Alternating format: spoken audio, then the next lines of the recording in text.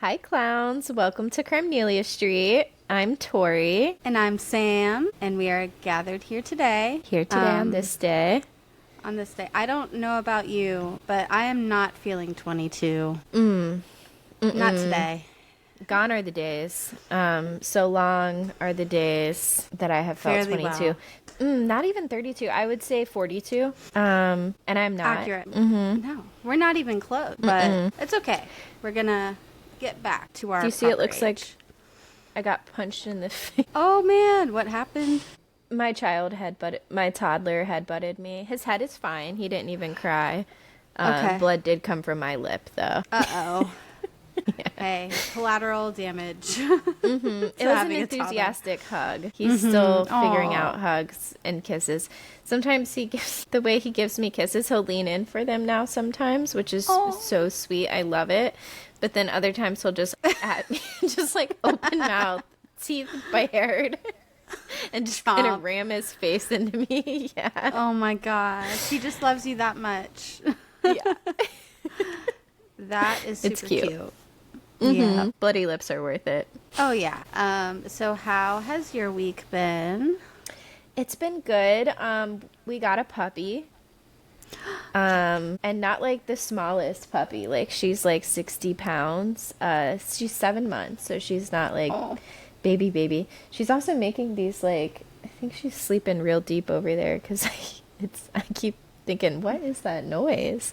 Yeah. And she's like groaning almost over in the corner. She's dreaming. She's a little black lab puppy though. She's super cute. She's mostly potty trained, so at least that is out of the way. She's pretty good. She just gets a little hyper when like people walk in the door or like, something changes. But yeah, I think she's going to be a good little new member of our family, big new member. So it's Yay! exciting. That And she's is great awesome. around Finn. I was going to ask that. Yeah, how is Finn and Bella? They seem to be doing good. Yeah, she was a little too playful with Bella at first, but Bella kind of put her in her place a couple times, and she seems to have understood. And she hasn't bit her or anything. She just kind of like growled and showed her teeth. The only animal who's struggling with it is one of the cats, Neville.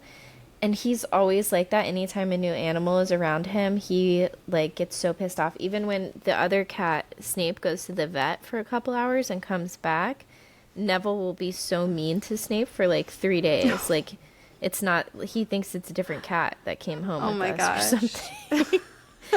I guess he smells different because like they alcohol him up and stuff for like needles usually. But yeah, so Neville's pissed. He's like just taking the high ground everywhere. But he's eating still, so for the most part it's okay. He did venture down once today, so we're making progress. Yeah. How's your week been? It's been really good. I applied for graduation, so that's exciting. So just one So exciting. Step. The one step of my education journey will be complete soon, and that feels really good. And I had also texted you guys a little bit ago saying like, oh my gosh, I think I failed my gestational diabetes test. Oh yeah. But I actually just was reading the results wrong. Stop. And I'm fine. I didn't fail it. And to Yay! celebrate though, that's why we went to Olive Garden today. Yes. Because of the never-ending Pasta Bowl that ends on November 17th. I mean, we gotta go. And if you don't have diabetes, like where else should you be? Right. And it's like we're not going for the authenticity. It's just For I sure want the not. salad. I want the fettuccine Alfredo. Like it is so good to me. And the cheese that they put and the breadsticks. Our server had so much patience because every single time he would come over, my daughter would ask for more cheese. More cheese, please. And he just he brought it with him every single time, and he was such a good sport about it. So shout out to Michael at Medford Olive Garden. More it was cheese, great. Please. I love that. More cheese. But yeah, Finn's starting to do that like all the time now. So I'm like, you seem to have had like a grasp on it, and now I'm not sure that he knows what, because we were in the bath today and he's just going, More. Bubs, you just ate a bunch. You just had a pound of spaghetti. What are you asking for more for? I mean, Tori, he wants more. He will wake up sometimes doing that, and I think then he's like, give me the food, bitch. Like. Oh my god, the mind of a child. Yeah. I remember Charlotte doing that especially with like berries. My and God. it's like, girl, not in this economy. Like, Finn has like the raspberries, for some reason they don't give you enough raspberries. They give you that like half, it's like a quarter of a carton thing. right. A carton Yeah. for ants. That's one meal for Finn. He will eat all of those raspberries in one sitting. I'm like, boy, those are $6. Yeah. It's like the price of a whole Happy Meal. And you didn't even get a toy. What a ripoff. Yeah, man. Honestly. We are also on the second night of the Toronto stop for the Eras Tour. I see your name down bad about So Long Eras. What? And I can relate because... will this be the last Friday we ever... No, the second to last No, Friday. we have one more, yeah. One more. I'm sorry, I jumped the gun. Yeah. Oh my gosh, I am... And it hit me hard when I realized I forgot to do the mastermind tonight because I had just recently started playing it, and I don't have enough nights left to be slipping like this. No more slipping. We'll hold each other accountable from now on. Yes, yeah. And Sam tonight is all to Toronto. Yeah. Like all too well, and we love that. What do we have, like she just finished 5 nights in Toronto, or is it 4? It must be 4. Yeah, I think it is 4, but Not enough. I'm they I know, right? 3 weekends. But I love all the seeing all the Toronto things. Like they had the Mounties out there, and like the horses had friendship bracelets around them. And so cute. Here's a bit of clownery. There was a picture of, it was 2 Mounties with one was debut, like a debut bracelet, and one was a reputation bracelet. Taylor, They know. Taylor Nation, They know. did you make that? Right. Also, have you seen on all the stadiums they have like the big, huge banner, and it's like a big giant friendship bracelet? Have you seen that? That has to be new. I only saw the one at in New Orleans, I think. So I think maybe that's where they started it, because I also saw it in Indianapolis, and now I'm seeing it in Toronto. So I'm like, oh, when? I'm not ungrateful. I'm glad I got to go, but it was just like so cool. I'm already pretty heartbroken that I was so early in the tour, just because so many things have happened since then. Not to mention TTPD. Oh, I would love, oh my gosh, to see like Down Bad. I would love to see Down Bad. I would love to see Smallest Man. Smallest Man. Oh my God.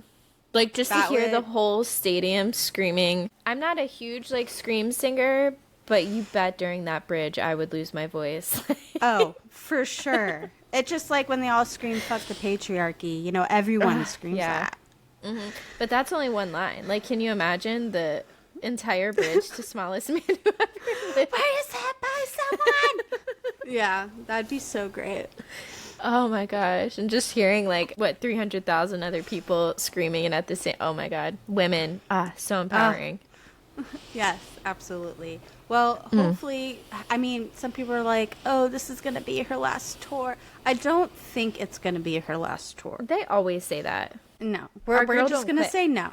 Right. She's going to take some time off. What is she, 36? No, 35, I think. She's about to turn 30. She's about to turn 35, because I'm a few months older than her, and I just yes, turned you're 30. right. Yeah. Mm-hmm. Same. She's about to be 35. Maybe take some time off, hang out with Travi. Write another wonderful album. And then also I feel like TTPD will have to have like its own special part in her next tour, and hopefully, yeah, it will all work out. I don't think she's ever not going to do something like the Eras tour. I feel like whatever tour she has is always going to have at least some of the eras. Now, it may not be like as era full as this. Mm-hmm. Right. But I don't know how you go from this to just like an hour right. and a half set again, you know, like. Yeah. And like cutting out albums. Mm-hmm. Yeah. Cutting out whole eras. Like, she made us this way. So. So, what's our case tonight? So, our case is about a woman named Danielle Redlick and her husband, Michael Redlick. And this happens very close to you in Winter Park. Damn it, Central Florida. Because last week's episode was like right near Winter Park as well. Right. It's just, it's like, yay, and I'm moving back there. God damn it, Florida. Also, I can't wait till we get to do an in-person episode. That will be so much fun. Mm-hmm. Right. But, okay, so I actually first heard of this case in 2022. Remember when the Amber Heard and Johnny Depp trial was, like, all over YouTube and you could watch it? So this was actually one of the ones that was going on at a similar time. Mm-hmm. So that's how I first heard about this. So this case occurs in Winter Park, Florida, and I'm just going to start off with the 911 call. Okay, I love that. Jumping right into the call. 911, you easily call your medical. I don't know. I think my husband's deceased. There's been a tragedy at my home. What's the address up there? 1231 Temple Drive, Winter Park. Okay, yeah, Winter Park jurisdiction. Let me get their fire department on the line. Hold on one moment.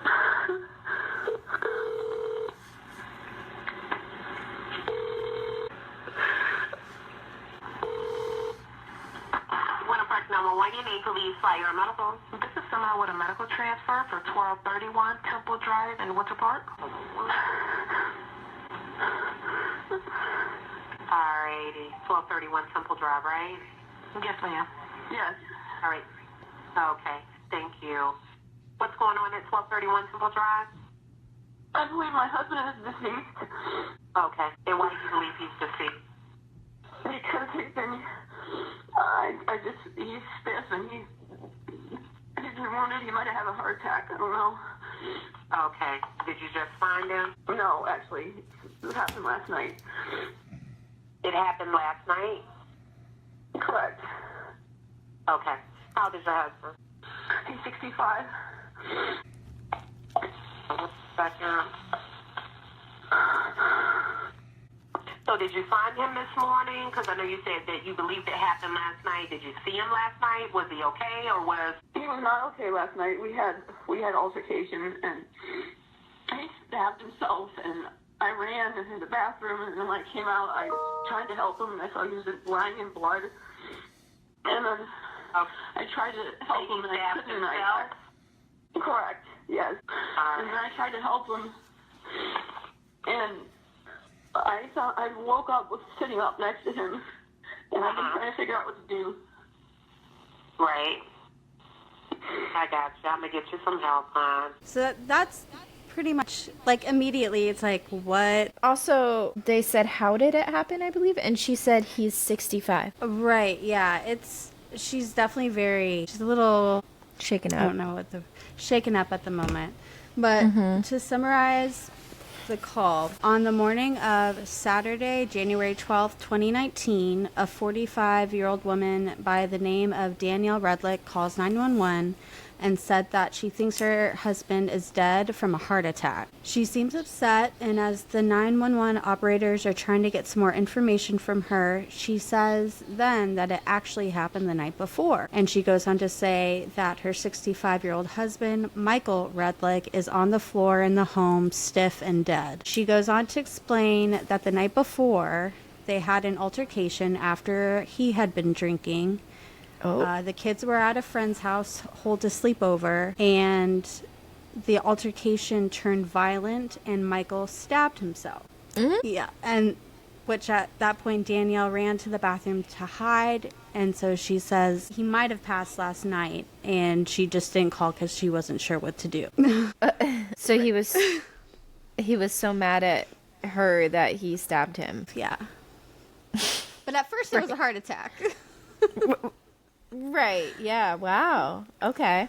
And she just stayed in hiding. Did you say she ran into the bathroom, died, or did I make that up in my head? Nope. Yep. She ran into the bathroom to hide, is what she says. So immediately, something is strange. Something feels, of course, a little off. A little bit off, I'd say. Mm-hmm.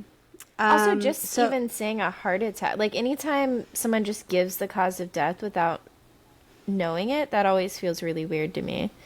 Right. Yeah, for sure. Usually and you'd also, be like, yeah, how would you swapping know? it. Right. Usually I feel like you would be like, oh my God, what happened? How could this happen? What happened? You wouldn't say, oh, it's got to be heart attack. That sounds right? Heart attack. Right. And not because he stabbed himself. But, oh, wait. I forgot. He stabbed himself. Oh my gosh. And I never want to judge people for going through that because I haven't been through something like that either. So who knows? Right. But and yeah, something feels amiss. Things are amiss. Things aren't always exactly what they seem, of course, but we will get into that. So first responders and police arrive, and later on in the day, detectives show up as well. When they come to the home, they find a distraught and despondent Danielle in clothes covered in blood and with bandages on her wrists. One of the first responders tells the detectives that Danielle had slit her wrists with a knife and they are bringing her to the hospital for treatment. The detective notices several eggs smashed against a vehicle and along the driveway. The detectives talk with Danielle a bit and then they enter the home. They immediately notice the strong scent of bleach. They see a pile of damp, bloody towels on the floor. Next to it is a wet, bloody mop and a 5-gallon bucket with bloody bleach water. Oh. They find Michael lying on the floor on his back with his arms stretched out, wearing jeans soaked in blood. There is a wound on his thigh and a wound by his left shoulder. There are blood-soaked towels near his head that appeared to be an attempt to clean up the blood on the floor, as there are swirl marks all around him. It's a lot to do while you're hiding. Right. Maybe someone else came in. It could be. So there's also a trail of blood leading to the bedroom with various small bloody footprints that are found, and then some larger, presumed to be Michael's bloody footprints, was found in the master bedroom as well. A piece of clothing in the victim's closet had blood on it. And then the white living room couch had been moved at some point. It looks like it was in an awkward position, leaving little room to walk around it. And then later, after the victim's body was removed, investigators moved the couch and found blood on the floor underneath. There were blood streaks all over the walls, in the kitchen and the hallway. And 4 knives total. Right. This was like a bloodbath. Literally. Yeah. 4 knives total were found with blood on them. There was 1 knife outside the kitchen doorway on the floor, 2 in the kitchen sink, and then 1 in the knife drawer with only blood on the handle. Wow. What a horrendous scene to walk into. Right. For the officers. And so at the autopsy, Michael's left arm had bruises and there were fingernail impressions on his inner left forearm. There was bruising on his inner lip. There was a stab wound by his left armpit, and then no signs of a heart attack, according to the pathologist. And they said that Michael would have died between 5 to 6 minutes in between being stabbed. Also, egg was found on his pants. There was eggs on the car, the driveway, and on his pants. And they ruled the cause of death was a stab wound to the upper torso, and they ruled it as a homicide. Okay. All right, so things are not looking great for Danielle. And so at first glance, what do you think happened? I think she killed him, but I have questions if I want to hold a grudge against her for that or like how I want to think about her because of that. Like, was she in an abusive relationship and like things, she was like, I can't take it anymore type of thing. Was her life put in danger at all? why is her wrist slit? I have questions, but what do I think happened? Yeah, I think it's feeling like she killed him to me. Yes. And that's what I thought as well. Seems as if she killed him, purposely waited 11 hours, almost half a day, Or was to like come up with a freaking out. story, or was Yeah. freaking out or whatever. But, you know, just like a lot of other cases that we have covered, things aren't always what they seem. And to further understand what exactly happened, we have to delve a bit deeper into their relationship and their dynamic. So just to do a bit of backstory on that, Danielle was Michael's third wife. Prior to being married to Danielle, he was married to an unknown woman, we don't know her name, in the 80s and got divorced. His second wife was named Kathleen Aquino. He met Kathleen in 1994, and they dated for about 3 years when Kathleen found out she had stage 4 breast cancer. Yeah, they decided to get married in Vegas in 1997, and unfortunately she passed away about 3 months later, leaving Michael as a stepfather to her 5 children. Oh, wow. Kathleen was also Danielle's mother. Oh, fuck. When you said 5 children, that came into my mind, and it was like one of those things that I thought was an intrusive thought, you know? Right. But what if it is? Yeah. Fuck. Michael Redlick was Danielle's stepfather before he was her husband. Fuck. I hate that. Okay. I know. I hate that. So Danielle was 21 years old when she first met Michael. He was 43. He was an NBA executive. He was working with the Cleveland Cavaliers, and he was just a really kind of popular guy among his peers. He's one of those dudes, I guess. Like, everyone loved him. Love a man's man. So Danielle was out of the house already, working as a bartender and going to school when her mother passed away, but she still very much knew Michael and was around the family all the time. Michael asked Danielle to move back into the home that he had shared with Kathleen and her 2 youngest siblings who were still in school in Cleveland, Ohio, just to help out with them and help out with the household duties and things like that. So Danielle explains in her trial that while they were living together, sharing the household duties and working, they were both working, things weren't romantic for the first few years. She did say he seemed very knowledgeable, worldly, and he really helped out her and her family a lot. And he really seemed to be taking on like that stepfather role. He was acting like a father figure to her and her siblings. Danielle was a bartender at night while attending school, and Michael began to visit her during her shifts at work. And then slowly, their relationship just turned romantic as they began to spend more time together. He would take her to concerts and take her out on like fancy dinner dates and things like that. So It's just such a strange dynamic shift. And for him to be like actually being like a father figure and then shifting into this not father figure, I don't know. That just feels icky. Right, exactly. And he did things like he helped her get a day job. He used his connections as being like an executive with the NBA. So time just goes on, and Michael's NBA career ended up taking him to Memphis, Tennessee to work with the Memphis Grizzlies.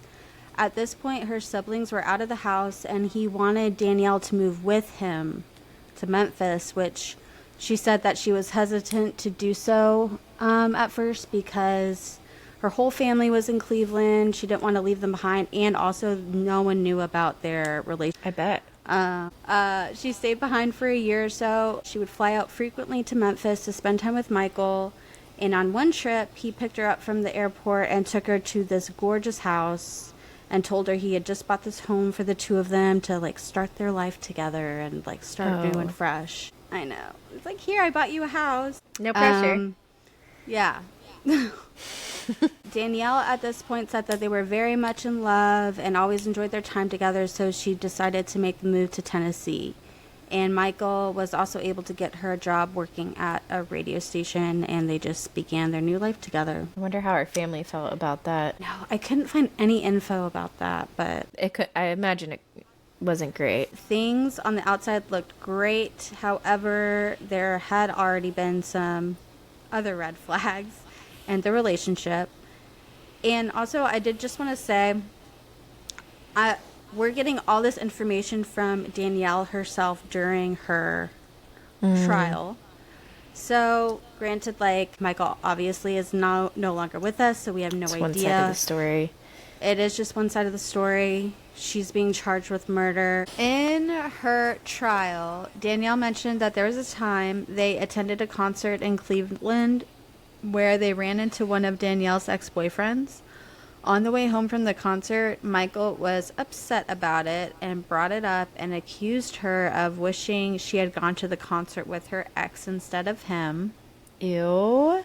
I feel like you and I have both been in relationships with guys like this, and it just... Ew, Michael. I am #triggered, okay? It's like, where are you getting this from?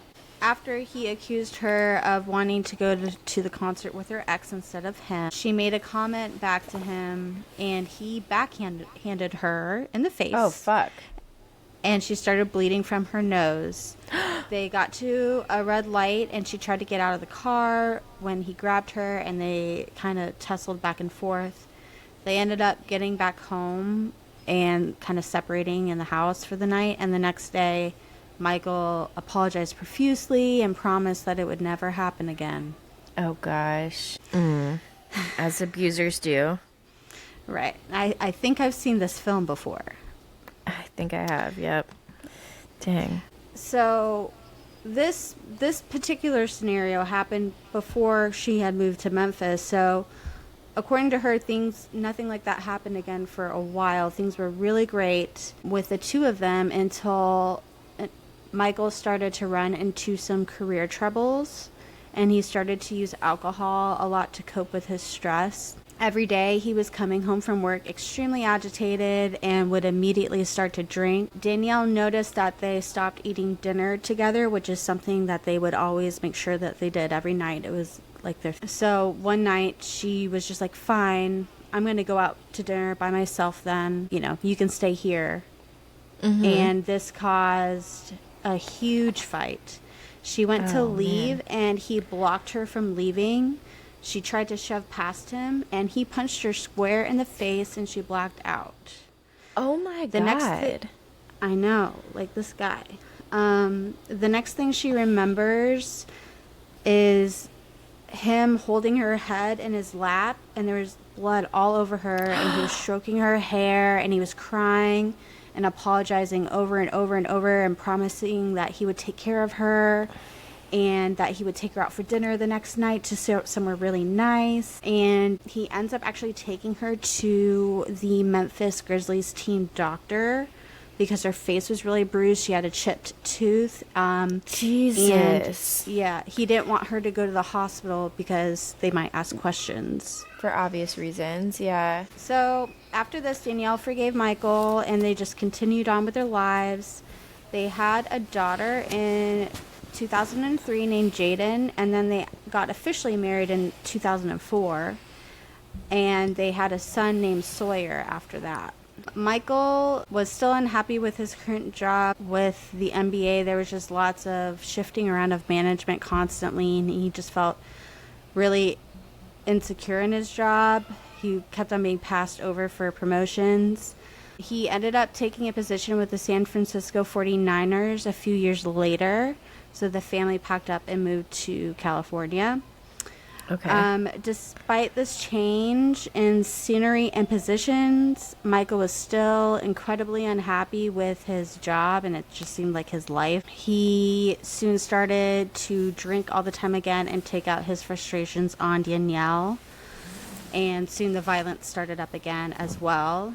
She said during the trial that he started to get into this like mode where he would just like go red, and he would grab her by the throat, throw her up against the wall, and just scream at her, and all she could do was just make sure the children were never around when this was going on. Like, she was just trying to shield them from it.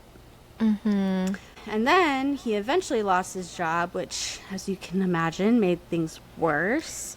Probably because he's a dick, too. Right?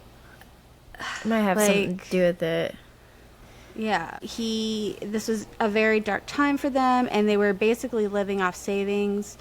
Danielle said that she, at this point, tried to help with finances by getting a job working for the San Francisco Chronicle, but it was nothing compared to the salary that Michael had been bringing in previously. He finally got a job in 2010 for the Indianapolis Motor Speedway that paid really well.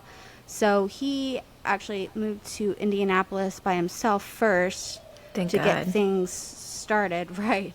While Danielle took care of things in San Francisco, like selling the house and just getting the family ready to move. This whole process would take about a year, where they rarely saw each other. They would fly up to see Michael, and he did seem happier with his job, but he was still pretty distant with Danielle, and their sex life was non-existent. Danielle said he started to experience some health issues and finally told her that he had been seeing a doctor for low testosterone issues, which caused erectile dysfunction, and he was obviously dealing with emotional problems as well. So it's like, I guess it's like he's an older dude, she's a younger girl. Maybe he's just so insecure about things like that, and right. Interesting. He already seems like a jealous person, so he's just... Why is it the men with the biggest egos are the ones with these kinds of problems, I've found? That's interesting, isn't it? All right, so Danielle says at this point, once she learns this, she feels actually relieved, because after all this time, she was thinking that she was the problem, that it was all like something that she's doing to make him act this way. That now it could finally be solved. She helped him do some research, and they found a clinic that specialized in this kind of thing. And she would go to these appointments with him. He began to start getting testosterone injection, and the physical problems start to be solved. But Danielle said she knows the mental issues were still not improving. And she just, as we were just talking about, wasn't sure if this was like insecurity about the age difference or what. Right. She said that he started to act really bizarre and weird.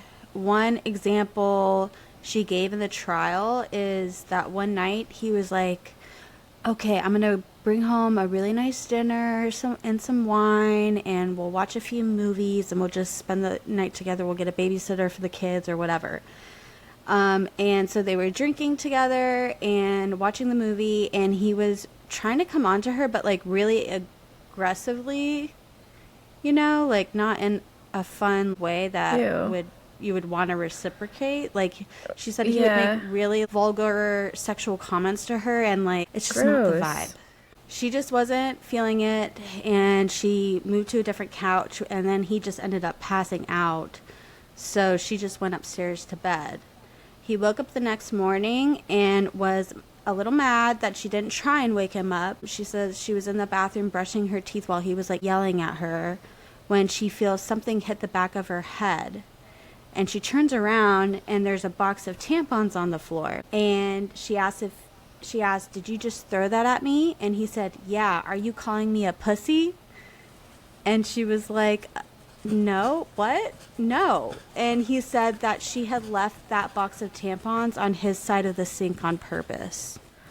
Oh, wow.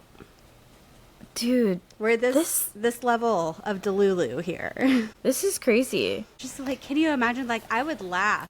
That would be my first, like, reaction. Yeah, that's wild, dude. She was like, no, I didn't. I don't know why I put them there. I just sat them down. I wasn't thinking about it. So he's just yelling at her. And then she said, well, maybe you are starting to act like a pussy. And this sent him on a rage. She began to walk away. He grabbed her from behind and started choking her, and she passed out.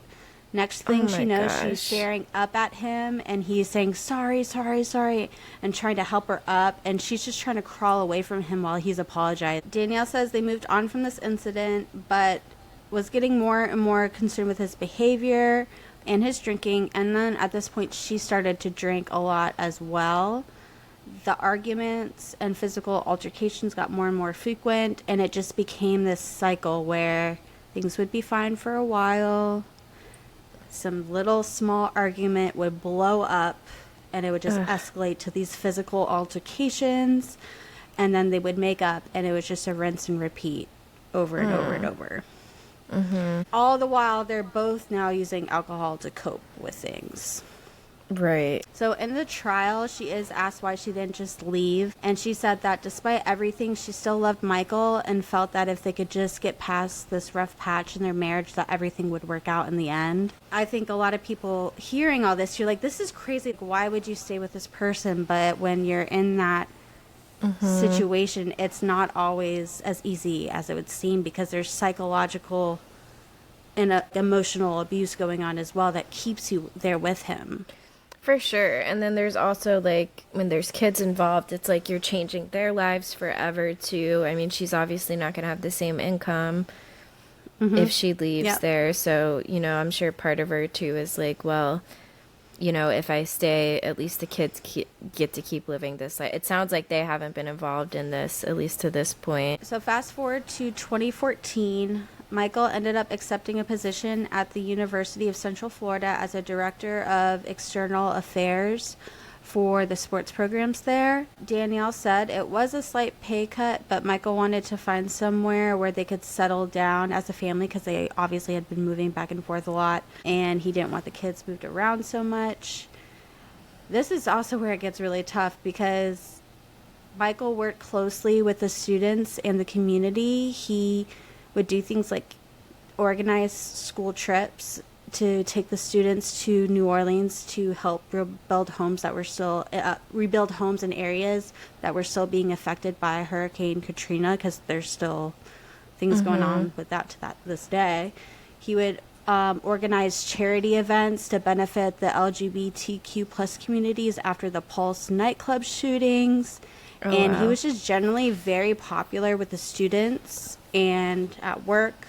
He just seemed like this all-around great guy doing all these benefits. Like, he raised like over $100,000 for the charity, for benefits for like the Pulse nightclub shootings and stuff. Interesting. Because that was going to be one of my questions, is like, if there were any like character witnesses that could say, like, even though they weren't there and they didn't see this, that this could be like in character for him. But it sounds like probably not. It sounds like everyone outside of the home saw a different side of him.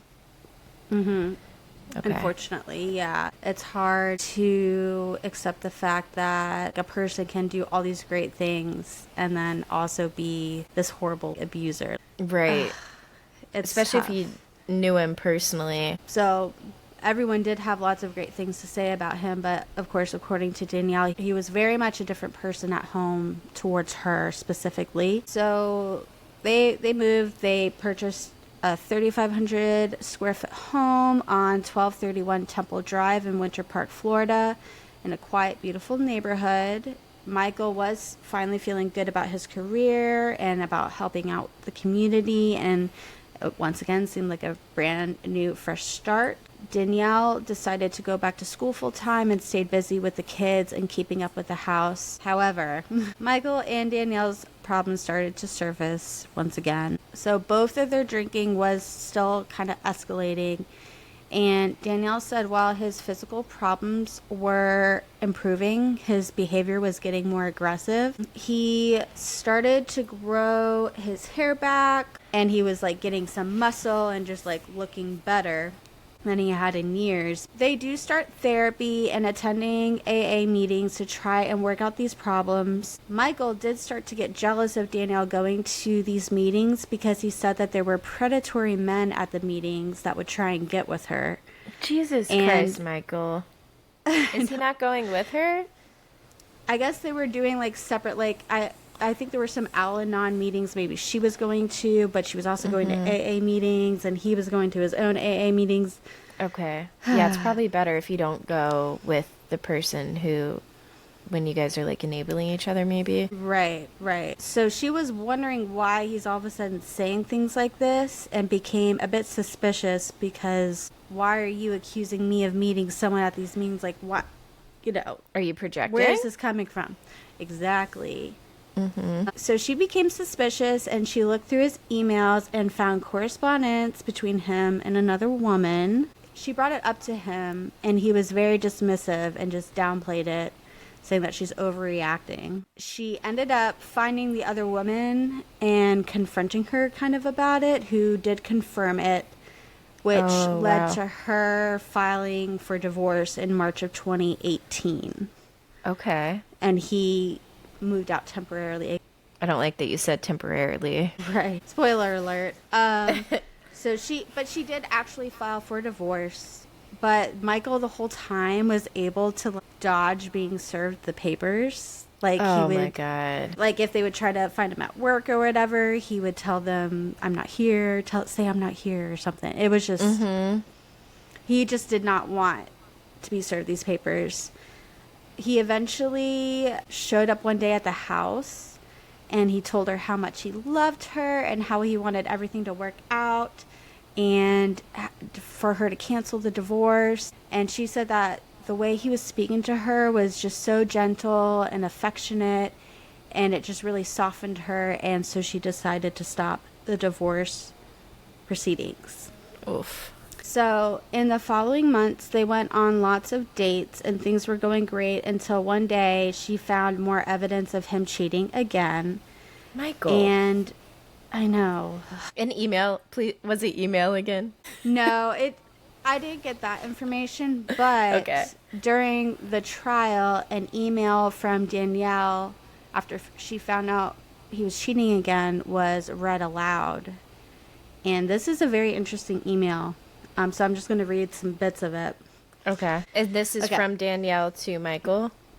Yeah, after Man. she finds out he's cheating again. 2018, Lots of these people are emails. really using email as a I mean, I don't feel like Right? you email.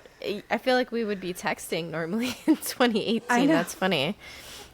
Right? Or voice notes or something. Right. Okay, so this is what she said. I am taking the time to write this morning because things need to be addressed. If I don't, then my emotions get let out in other ways that don't always serve me or anyone well. I think it's funny how you choose to take the morally superior stance by telling me I'm not a Christian because I have a sharp tongue with you regarding your immoral, shady actions that put truly loving, loyal, and well-intended caring people, namely your wife and kids, in a state of pain and emotional turmoil. Not once, not twice, but continually and relentlessly. I know I am bitter at times, I admit, and I know it's not pretty, and I do need to get a grip, as you put it, but you have a lot of nerve as well. Although my words may be cutting, they are only sounds. A dull knife compared to the sharp, disloyal, deceiving, phony, and the never-ending selfish knife you continue to twist in my back as if it's a sport. I've never met anyone who convinces themselves over and over that their immoral, conniving actions are not just that, but somehow justifiable and reasonable, no matter their cost or harm to others. I noticed whenever I confront or attempt to process through with you the cuts your knives wound me with, you have a hard time admitting the truth and the true nature of just how sharp and dangerous their edges are. I have been so emotionally beat up, my heart assaulted over and over in ways I never imagined from someone I love or spent so much time with, invested so much with, had children with, and my loyalty of all these years has really been the chains that bind me. I wanted a soulmate to trust, to be there for, even die for if it came down to it, to show the depth of my love and hopefully vice versa. I wanted our kids to see that so that they could find it for themselves. No one likes a mad woman. No, I was like, she's a really good writer, first of all. Honestly. Lots of knife mentions. I know. That's what I also found weird as well. Lots of knives. But I could also totally see someone just, that's one of the things that like may just look really strange in hindsight. But if this had never happened, right. Foreshadowing, you know? Oof. Weird. But yeah, I just thought that email was very interesting. So they're still pretty much going back and forth for the rest of the year, him moving out and then back in during November. And at the end of 2018, Danielle decides to join a dating site called Meet Mindful, where she begins to talk to a few different men. And she hides this from Michael. Michael doesn't like that. Oh, gosh. Oh, he does not like that. He finally became aware of this on January 10th, 2019, only a couple of days before he is found dead. Danielle said that on the morning of Thursday, January 10th, 2019, she had gotten into the shower while Michael was taking the kids to school. She left her cell phone out, and when she got out of the shower, she saw Michael sitting down in the room, and he was pissed. She asked him what's wrong, and he says, "I don't know. Why don't we ask Caesar?" Oh. And Caesar was this guy that she had given her number to over the website, over the dating website, and they had just been texting back and forth for the past few weeks. He asked her if she was fucking him, and she said, "No, I've never met him. We just started talking." And at this point, he's walking over to her and starts to yell in her face.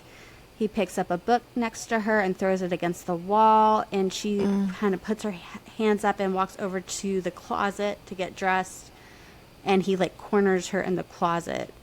Oh, God. And he ends up breaking the doorway of like the closet door, which in the original report at the very beginning, maybe I didn't mention this part, the investigators noticed that the door frame had been broken in the room, and she had said it was from a fight the night before. Okay.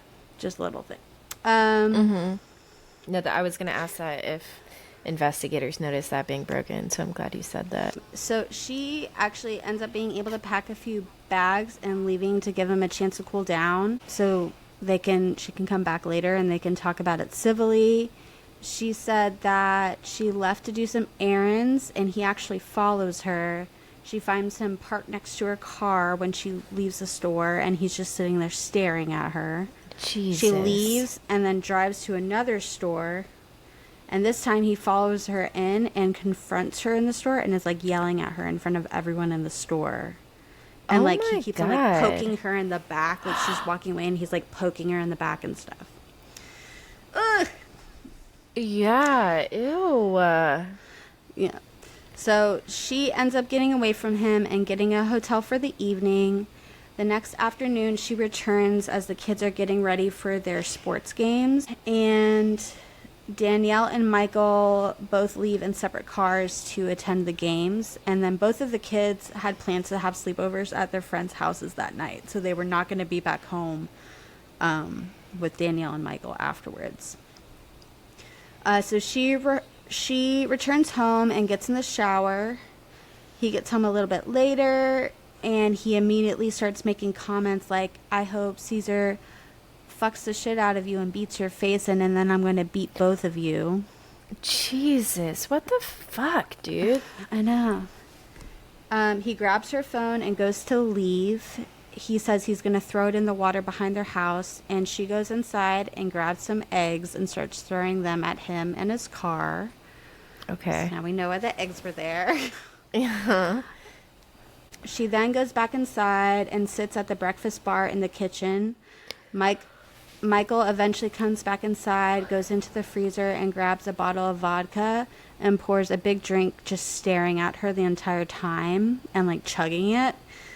He then asked her, "Aren't you afraid to be home alone at night with me without the kids?" And she said, "Actually, yes, I am." And at this point, Danielle was eating some McDonald's that she had picked up before she came home. Michael walks up to her and grabs her a hamburger and takes a bite of it and then spits it out in her face. She then stands up and goes into the kitchen. Michael follows her and grabs her from behind and strikes her in the back of the head. She falls on her knees and tries to get up, but he's on top of her and their heads collide. And in the autopsy, it was mentioned that he had a bruised lip. Like his lip was bleeding and bruised. So this must be Okay. when she got up like that. She reaches up to grab the kitchen island counter to help herself up, and then he takes his right hand and uses it to slam her head onto the kitchen counter. She is pinned by him while he is covering her nose and mouth with his hands, and she's trying to wiggle out, and she's at this point grabbing onto his arms. And also in the autopsy, there were like fingernail impressions on his left arm. She has a free arm, and there's a kitchen drawer that's open with knives in them. So she grabs one and starts stabbing. Michael puts a hand under her chin and pushes her head upward. So she's just like, she's just doing whatever she can to get free at this point, stabbing wherever she can. Yeah. So she ends up stabbing him near his left armpit, and then there is a wound on his thigh. But she really gets him in the left armpit. He backs away at that point, and she runs off to the bathroom closet where she hides. He starts banging on the door, and she can hear him just rampaging around the house. And after 15 minutes or so, everything goes quiet. She opens the door and calls out his name and doesn't hear anything, but she sees blood everywhere. She starts to look for him, and she finds him as the police found him, just lying there on his back, dead. The prosecutors during her murder trial really grilled her on this story. She had to tell it so many times, but her story remained the same. Okay. They brought up the fact that at some point later on in the night, she went back on the dating app and scrolled for a bit. The autopsy seems to back up her story pretty well, and that would honestly be pretty ingenious of her to be able to think through that so well. I feel like if it wasn't true. So it does kind of like make the rest of her story more believable for me, I feel like. Exactly. Just the fact that it's like this has happened and she's panicking, she's trying to clean things up, but but yeah, the prosecutors definitely brought that up a lot. And then also the fact that she waited almost half a day to call 911. Her public defender said, yes, Danielle lied about the stabbing at first and tampered with evidence, but that stabbing was the culmination of a long period of domestic abuse. At the end of the day, the jury found her not guilty of murder. Nice. They did find her guilty with tampering evidence, but she was cleared of the murder charges. And that is pretty much it. There were lots of people coming forward saying not to believe Danielle. Like, Michael actually had a daughter from his very first marriage that came forward saying that she was afraid that Danielle was going to try and kill her and that this was all just a mask. Oh, wow. Her daughter, Jaden, said that her mother seemed to be the toxic one in the relationship. But from what it looks like, Danielle was very concerned with keeping the kids away from all of this. And maybe her dad, Michael, would just be like, oh, your mother's doing this. Or they would just see their mom upset. And of course their dad is being all nice and their mom's upset because she's being abused behind the scenes, and it's just one of those really tough situations. But at the end of the day, it all lines up in my eyes. So yeah, I feel the same way. I think she clearly did do it. But it seems like for good reason. Yeah, I mean, it would have been hard to make up all those details and have them like align with a medical examiner's findings. Like, it's just like usually if you're framing something or staging a scene or something, like it is pretty obvious because it's not like she has a background in criminal justice or anything like that. I don't know. It would have been difficult for her to have like told a story that aligned with like him having the fat lip and then the nails embedded in his arm and the closet door messed up. I don't know. Makes me believe the rest of it Also, it's not too hard to believe a woman was being abused for years. And Right. Especially with that kind of power dynamic that they had. God, those kids, man, can you imagine, like, them asking about their grandmother?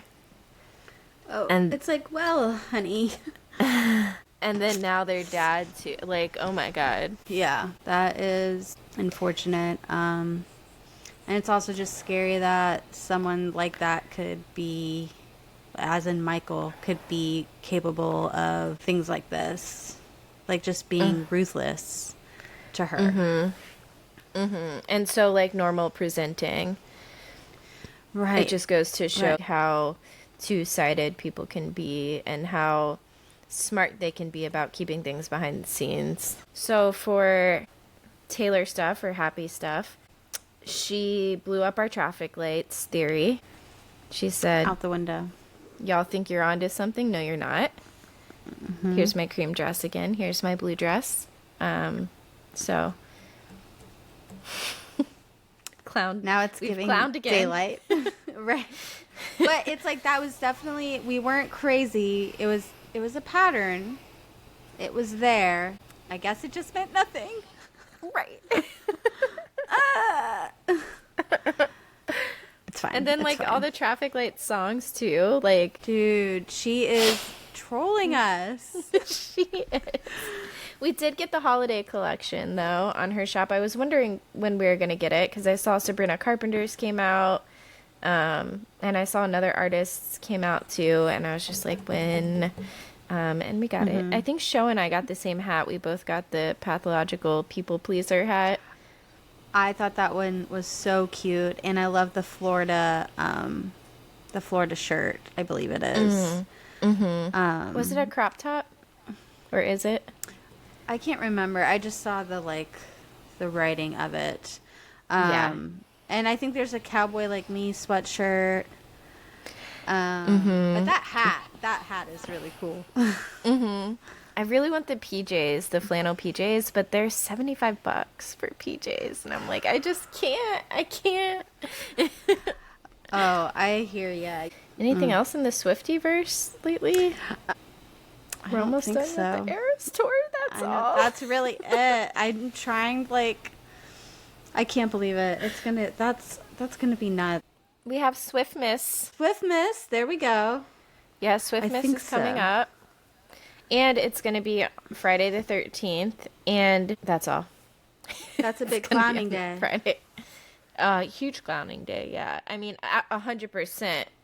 Yeah. We'll be enjoying whatever we get December 13th because it will be something. And I'm not just screaming more. She put that there in the LA pop-up. Exactly. Once again, she made us this way. So, Oh, and the book is coming out in a couple weeks, too. And then book, yeah. finally everything on one album. Which means I'm probably going to buy another one. yeah. All at Target. Right. Right? And and I don't even know if you can pre-order. I think you might be able to get it online like 2 days before it actually comes out. I saw that somewhere, but I can't remember if that's true or not. But yeah, because I don't want to. What is this, Black Friday? I'm not going to go fight the hordes for anything at Target. No. Those women are I amped up can't. on their Starbucks. I cannot. Yeah, have you seen them go after the Stanley Cups? It's like ruthless. No. It's Are scary. you serious? Yeah, like there was this new Stanley Cup color that got released, and people are like fighting people, like pushing people out of the way, grabbing, like someone will pick up a Stanley, and like I saw this video, she has it in her hand, and someone just rips it right out of her hand. Oh my It's gosh. craziness. I've never understood the hype with the Stanley Cups because I've had cups from Marshalls. Like when I ask people who have them, like, why the Stanley Cup? And they're like, oh, because it's so big and it still fits in your cup holder. And I'm like, but I have cups from Marshalls that were Right. not $50, and they also do that. And they're big Yeah. and they fit in the holder. I was gifted a Stanley for Christmas, and while it's like okay, it doesn't fit in my cup holder in my car. Oh, that's the whole point. Right. And I've tried to like squeeze it in there, and I'll make a turn, and it spills very easily, and it's, I'm thankful for the gift that was given to me, but I'll be in the market for a not smaller Stanley. base. Yeah. I know that struggle all too well too with the beverages of any sort, usually coffee in my case, kind of flying all over the vehicle. Yeah. I always I have travel mugs, but the problem is when I'm done with them, they go into the abyss of my back seat. And then who knows where they are anymore, and I don't. I either buy more, but not the next day. So the next day I'm going out with just like a regular mug, which come in so many different shapes and sizes, none of which fit in my cup holder. Of course. So I'm usually like balancing it kind of in the cup holder. Living on a prayer. Yeah. That's all for tonight's episode of Crimenelia Street. Follow us on TikTok at Crimenelia ST Podcast. Follow us on Instagram at Crimenelia Street. Or send us an email at crimeneliastreet@gmail.com. If you guys have any like episode ideas or any cases you'd want to hear about, send us an email and we will look into it. Bye, clowns. Bye, clowns.